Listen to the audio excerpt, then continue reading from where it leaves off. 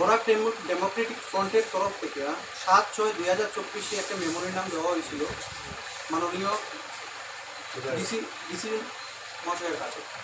আজকে আমরা ডিসি মহাশয় আমরা এটা যথাযথ সাড়া দিয়া ডিডিএমের কাছে পাঠানো হয়েছে। ডিডিএম থেকে আমরা যে খবর পাইলাম যে ওরা ওয়াটার রিসোর্স ডিপার্টমেন্টে পাঠানিয়েছে। ওয়াটার রিসোর্স ডিপার্টমেন্টে আওয়ার পরে আজকে আমরা দেখতে পাই আর যে এই কাজগুলা আমাদের বিধায়ক বলে কাজ করছে।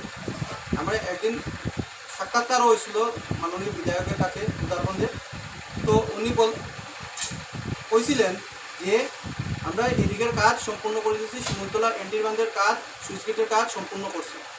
আজকে আমরা এত দুঃখের সঙ্গে কইতে লাগে যে তাইনে করার পরে তাইনে কাজ করে লেগেছে, তাইনে নিজের শক্তি দেখিয়ে যাক আজকে কী ধরনের কাজ করছে। আজকে সুইচ গেট থেকে অনবরত জল ভিতরে প্রবেশ করে।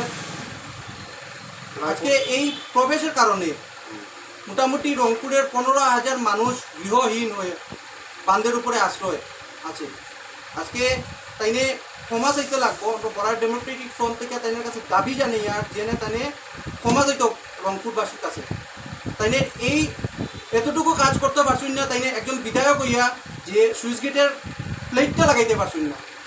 আজকে যদি মানুষের বাড়ির যদি ওয়াল যদি ভাঙে নিজের পকেটের পয়সা দিয়া ওয়াল লাগানি হয়, আজকে একটা ওয়াল